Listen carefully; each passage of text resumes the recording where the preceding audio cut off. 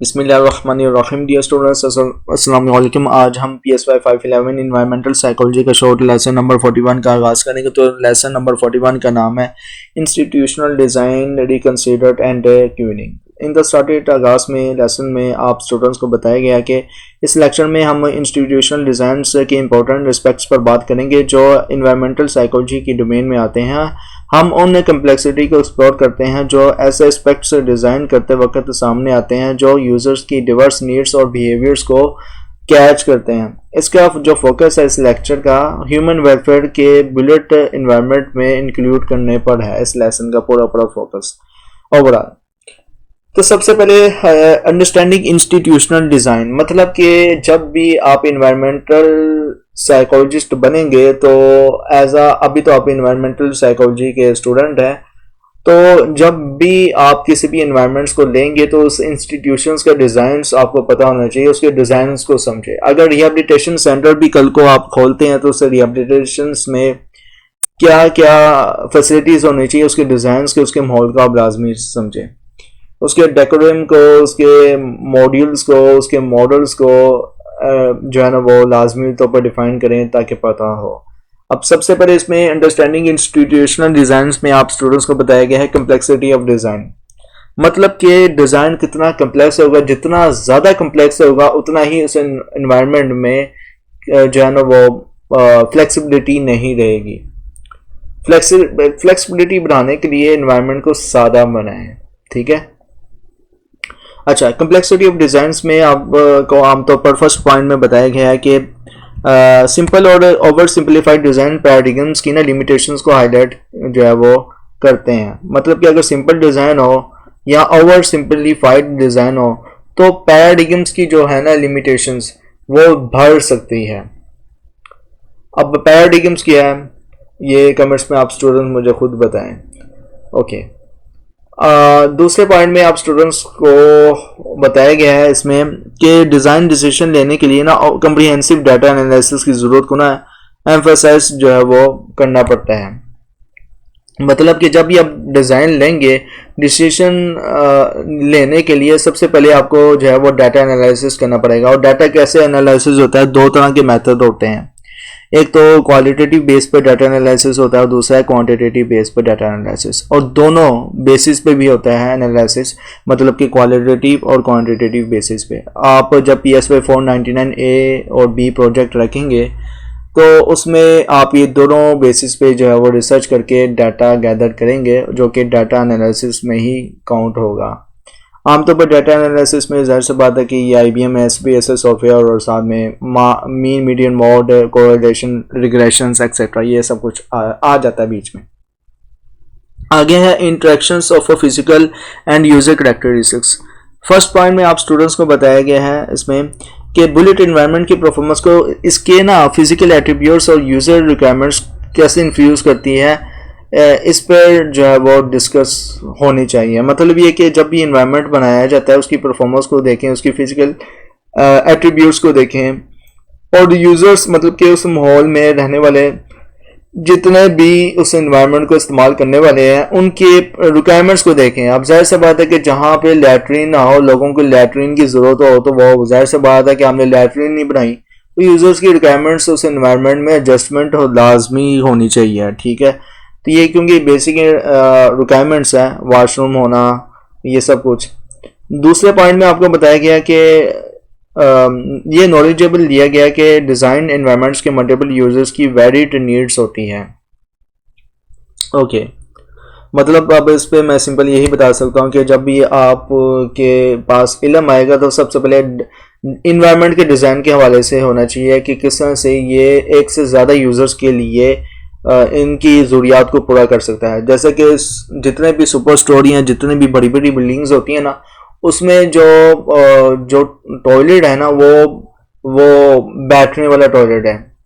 और जबकि पाकिस्तानी जो टॉयलेट आपको पता है किस तरह के हैं, तो वो मैं एडजस्ट नहीं कर पाता। तो यूज़र्स इसलिए ना मल्टीपल टॉयलेट्स होने चाहिए। अगर पाकिस्तान में अगर बड़े बड़े स्टोर्स बने हैं तो पाकिस्तान के भी एक आध या 2-3 टॉयलेट्स होने चाहिए। जैसे कि लोमी एम्पोरियम मॉल और एक और माल जो है वो बहुत बड़ा बना है DHA फेज में, तो इनमें जो है पाकिस्तानी टॉयलेट नहीं है, वो दूसरा वाला टॉयलेट है अमेरिकन वाला जिसमें बैठ कर वॉशरूम किया जाता है। तो यूज़र्स की नीड्स को ना मल्टीपल यूज़र्स की नीड्स को लेकर जो है वो इन्वायरमेंट के डिज़ाइन को देखना चाहिए, नॉलेज को देखना चाहिए कि ये डिज़ाइन इम्प्लीमेंट हो मल्टीपल यूज़र्स के लिए। एवोल्यूशंस बियॉन्ड प्रोटोटाइप्स, इसमें बताया गया कि डिज़ाइंस को ना थियोरेटिकल मॉडल्स की बजाय ना एक्चुअल यूज़र एक्सपीरियंसेस की बेस पर ना एवेल्यूएट करने का इंपॉर्टेंस को ना स्ट्रेस किया जाता है। मतलब ये कि डिज़ाइंस को जब भी थियोरेटिकल मॉडल्स के मुताबिक जो है ना वो समझा जाए तो उसके यूज़र्स के एक्सपीरियंस को भी देखा जाए, उस यूज़र्स की बेस पर ही एनवायरनमेंट्स को या उस माहौल को या फिर उसकी जो एक्सपीरियंस है किस तरह से उसको जाहिर कर रहा है उसकी इम्पोर्टेंस को देखा जाए। अब जैसे कि आपने देखा प्रिजन्स वाले लोगों के लिए वो एनवायरनमेंट बना दिया जाता है जिससे वो और मुजरिम बन जाता है जेल के अंदर ही, सेल्स के अंदर ही। तो लिहाजा जो है ना वो एक्सपीरियंस ये हाल है ना कि ये हर दफ़ा होता है, इसलिए तो कहते हैं कि जेल में अगर जेल में चला जाए वो और बिगड़ के आता है बजाय रिहैब होकर सुधरने के बजाय, तो क्योंकि एनवायरनमेंट ही उसको ऐसा मिल जाता है। तो लिहाजा जो है ना वो अगर एक्सपीरियंसेस आ चुके हैं काफ़ी मल्टीपल यूज़र्स के या यूज़र्स ने अगर एक्सपीरियंसेस इस तरह के बनाए हुए हैं तो फिर मॉडल की बजाय ना एक्चुअल यूज़र एक्सपीरियंसेस को मुताबिक जो है ना वो इम्पोर्टेंस देनी चाहिए ताकि इन्वायरमेंट में स्ट्रेस ना हो, ना ही यूज़र्स के लिए स्ट्रेस हो या ना ही इन्वायरमेंट स्ट्रेस पैदा करे यूज़र्स के लिए। चैलेंजेस इन डिज़ाइन प्रोसेस में सबसे पहले जो पॉइंट आता है technical focus of architect and designers है। इसमें बताया गया कि डिज़ाइन के प्रोसेस में किस टाइप के जो चैलेंजेस हैं जो फेस करने पड़ जाते हैं इन्वायरमेंटल साइकोलॉजी में। तो सबसे पहले technical focus of architect and designs है, मतलब कि जब भी आर्किटेक्ट का जो फोकस होगा वो टेक्निकली तौर पर होगा और डिज़ाइंस को लेकर होगा। फर्स्ट पॉइंट में आपको बताया गया है कि आर्किटेक्ट्स और डिज़ाइनर्स के ना टेक्निकल और स्ट्रक्चर्स एस्पेक्ट पर ना फोकस के प्राइमरी कंसर्न को एक्सप्लोर किया जाए। मतलब कि अगर आर्किटेक्ट्स कहता है उसने मल्टीपल बिल्डिंग्स बनाई है, वो देखता है कि ये बिल्डिंग्स जो है वो ऐसे काम करेगी, लेकिन हम कहते हैं नहीं नहीं इस तरह ही बनाई जाए, ये बिल्डिंग इसी तरह ही चलेगी। और फिर बीच में अगर वो आर्किटेक्ट्स कहता है कि इसमें ना ये वाला जो है ना वो मटेरियल यूज़ करना चाहिए, सपोज अगर वो कहता है कि जो है ना बिल्डिंग वो डबल फ्लोर की अगर बना रहे हैं तो फिर बुनियाद जो होगी वो डबल ईंटों की होनी चाहिए, सिंगल ईंट की ना हो। हम कहेंगे नहीं बना दे ठीक है ना, सिंगल ईंट नहीं बना, इतनी कॉस्ट नहीं आएगी साढ़े को, ठीक है। तो आर्किटेक्ट्स के जो टेक्निकल उसके एक्सपीरियंस है उस पर फोकस होना चाहिए। फर्दर उस एनवायरनमेंट को कंट्रोल करने वाले की जो एक्सपीरियंस है उसको भी देखना चाहिए और फिर डिज़ाइन उस हिसाब से जो है ना वो स्ट्रक्चर एस्पेक्ट्स करना चाहिए उस डिज़ाइन को लेकर, एनवायरनमेंट्स को लेकर। दूसरे पॉइंट में आपको बताया गया कि ये रिकॉग्नाइज किया गया है कि यूज़र कल्चरल डायनेमिक्स और इकोलॉजिकल रिलेशनशिप को समझने में पोटेंशियल गैप्स जो है वो हो सकता है किसी भी किस्म का।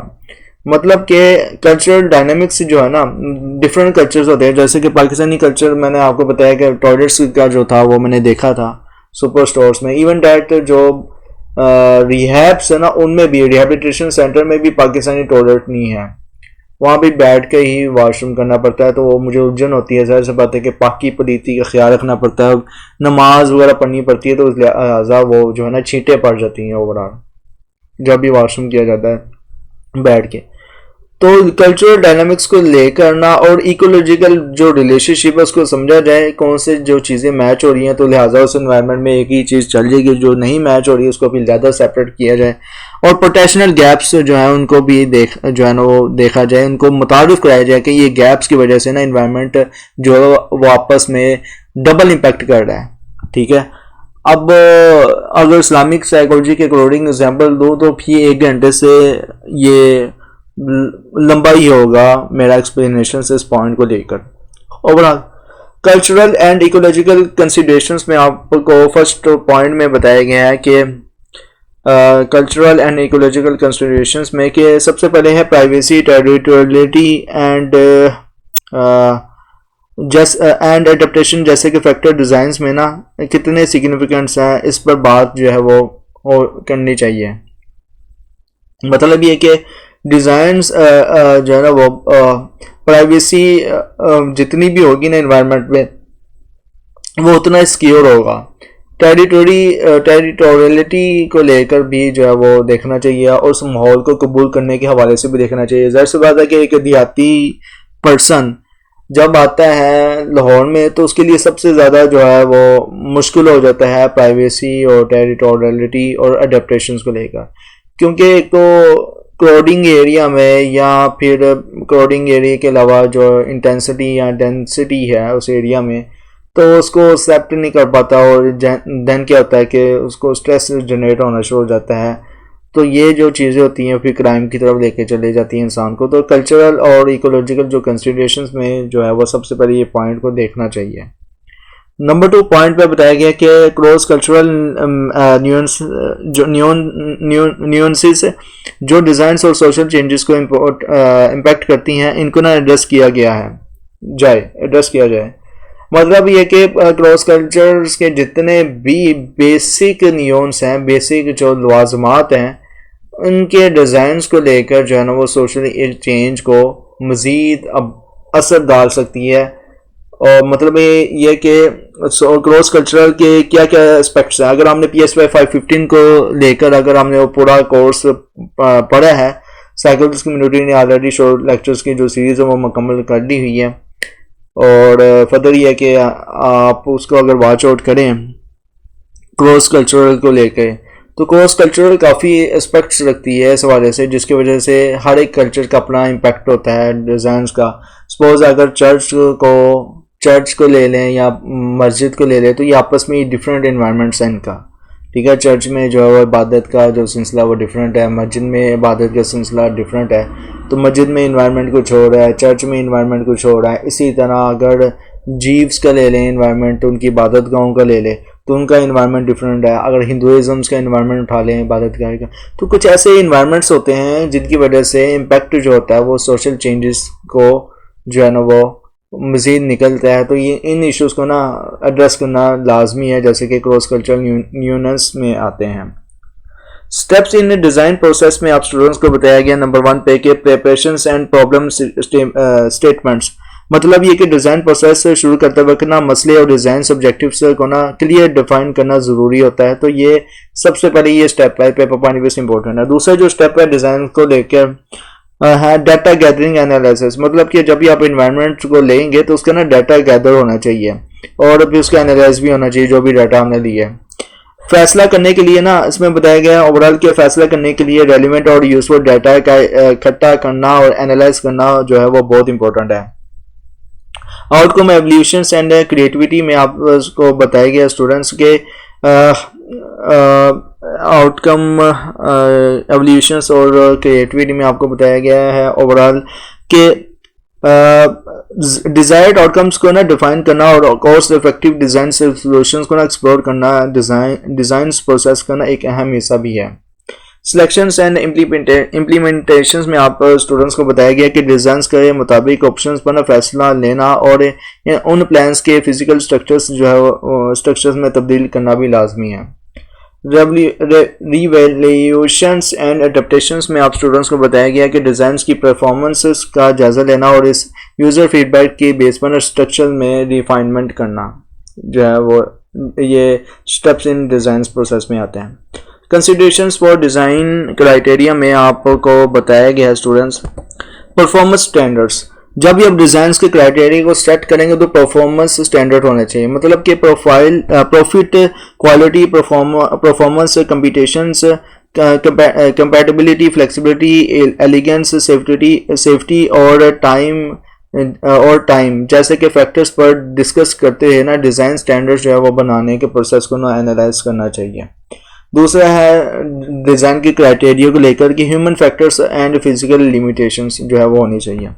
मतलब कि इंसानी फिजिकल और एनाटॉमिकल कैरेक्टरिस्टिक्स की बेस पर ना डिज़ाइन परसेप्शंस को ना एक्सप्लोर जो है वो करना चाहिए ताकि हमें डिज़ाइन के क्राइटेरिया में ये सेट होना चाहिए। Tuning theory and it's applications में आप स्टूडेंट्स को बताया गया है नंबर 1 पे ओवरऑल इसको लेकर के ट्यूनिंग थ्योरी में ना आमतौर पर जो फोकस होता है ये देखना कि कितना डायनेमिक्स है और कितना अहम किरदार अदा करता है उस एफिशिएंट डिज़ाइन को लेकर एक वेरियस कॉन्टेक्स्ट में, बहुत से कॉन्टेक्स्ट में, ख़ास तौर पर एक इन्वायरमेंट के ट्रांसपोर्टेशन सिस्टम्स में कि वो जो इन्वायरमेंट है वो मुंतकिल हो सकता है या नहीं हो सकता, और ये भी समझना कि जो कितनी ज़्यादा उस इन्वायरमेंट में इंटेंसिटी पैदा हो सकती है ट्रैफिक की, और ऑप्टिमाइज करना, जायज़ा लेना कि किस किस्म की जो सर्विसेज हैं वो सिग्निफिकेंटली तौर पर जो इन्वायरमेंट में रह रहा है, यूज़र रह रहा है, उसके एक्सपीरियंसेस के मुताबिक जो है वो शामिल हो सकती है, या ये सब कुछ जो है वो जायज़ा लेना भी होता है। Tuning theory and it's applications में यही बताया गया है, इसके मुताबिक यही है, ट्यूनिंग थ्योरी के मुताबिक यही है। Tuning theory and traffic intensity में आपको बताया गया है कि सर्विसेज इन्वायरमेंट में ना क्यूएन और ट्रैफिक इंटेंसिटी के कंसेप्ट को जो है वो समझना शामिल है। अब एग्जांपल भी दी गई आप स्टूडेंट्स को, तो ग्रोसरी स्टोर्स की एग्जांपल जो है वो दी गई है, जहाँ ना कस्टमर्स की अराइवल और सर्विसेज को ना ऑप्टिमाइज करने के लिए डाटा यूज़ होता है। स्टोर मैनेजर से ये डाटा जो है यूज़ करते हैं ताकि ना कस्टमर्स अराइवल इंटरवल्स को ना समझ कर सर्विसेज को एफिशिएंटली मैनेज कर सकें, जैसे कि ज़रूरत पर ज़्यादा रजिस्टर्ड ओपन करने पड़ते हैं। Okay, other users for tuning में आप स्टूडेंट्स को बताया गया है। अच्छा, इसमें ना एक रिकमेंडेशंस भी है, छोटी सी लाइन ऊपर एग्जाम्पल के बाद। तो स्टोर मैनेजर्स को ये सजेस्ट किया गया है कि वो ना स्ट्रेटजीज अडॉप्ट करे जो कस्टमर्स अराइवल इंटरवल्स को ना एंटिसिपेट कर सके और सर्विसेज एफिशिएंसी को बढ़ाए। और मज़ीद है other uses of tuning theory. इसमें फर्स्ट ऑफ ऑल बताया गया है कि ट्यूनिंग थ्योरी को लेकर कि सिर्फ सर्विसेज इंडस्ट्री तक महदूद नहीं है, ये ना सिर्फ ये किसी भी फैसिलिटी में यूज़ होती है ट्यूनिंग थ्योरी, जहां सब यूजर्स एक वक्त में यूज़ नहीं कर सकते। इंक्लूसिव इन्वायरमेंट भी इसमें शामिल है और एक्सक्लूसिव इन्वायरमेंट भी शामिल है। इंक्लूसिव इन्वायरमेंट में होता है कि पर्सन विद डिसेबिलिटीज़ के लिए इंक्लूसिव इन्वायरमेंट्स बनाने पर फोकस होता है। Exclusive use and behaviour changes में ये होता है कि एनर्जी डिमांड्स का जायज़ा लेना और बिहेवियर में ना तब्दीली की ज़रूरत समझना, कम्युनिटी बेस्ड इनिशिएटिव्स और ग्रास रूट्स एफर्ट्स को एनर्जी कन्वर्सेशंस के लिए प्रमोट करना होता है। अच्छा, ये जो है ना इंक्लूसिव इन्वायरमेंट्स को लेकर, ये आमतौर पर आपको ना accessible environments for performance with disabilities में बताया गया। ये इंक्लूसिव इन्वायरमेंट है। और energy use and behaviour changes जो है ये एक्सक्लूसिव जो है इन्वायरमेंट्स है, या exclusive use and behaviour changes है। ओके, तो ज़ाहिर सी बात है कि ये मैंने आपको बता दिए हैं, तो इनके दूसरे नाम यही है जो इनको इस नाम से पहचाना जाता है। तो पेपर पॉइंट भी इंपॉर्टेंट आपसे पूछा जा सकता है। द फ्यूचर चैलेंजेस, किस किस्म के फ्यूचर चैलेंजेस आ सकते हैं इन्वायरमेंटल साइकोलॉजिस्ट को या इन्वायरमेंटल साइकोलॉजी में। सबसे पहले है कि एनर्जी का यूज़ और जो है वो मिस यूज़, ये चैलेंज देखने को मिल सकता है। दूसरा है कि एनर्जी और मटेरियल यूज़ के इन्वायरमेंट कॉस्ट। तीसरा है एनर्जी बचाने की स्ट्रेटजी और अल्टरनेट एनर्जी रिसोर्स का इस्तेमाल। ये चैलेंज देखने को मिल रहा है आज भी और चलता रहेगा। फोर्थ नंबर पे है बिहेवियर सॉल्यूशंस जो इन्वायरमेंटल प्रॉब्लम्स को ना सॉल्व कर सकती है। फिफ्थ नंबर पे है इन्वायरमेंटल एटीट्यूड्स और बिहेवियर्स का इंटीग्रेशंस और सूटेबल फ्यूचर्स की तरफ का सफ़र। ये जो है ना ये भी मिल सकता है चैलेंज, और मेरे ख्याल से अभी भी मिल रहा है, क्योंकि एनवायरमेंटल एटीट्यूड्स और बिहेवियर्स को इंटीग्रेट करना बहुत मुश्किल है, बहुत ही मुश्किल है। ओवरऑल ये चैलेंज ही है।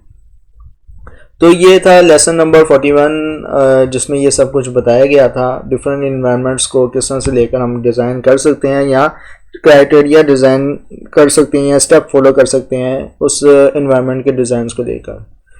तो लेसन कैसे लगा कमेंट्स में लाजमी बताइए। कोई जुमला, कोई सेंटेंस, कोई वर्ड अगर आप स्टूडेंट्स को नहीं समझ में आया तो आप मुझसे पूछ सकते हैं कमेंट्स में, इंशाल्लाह आपकी रहनुमाई कर दी जाएगी।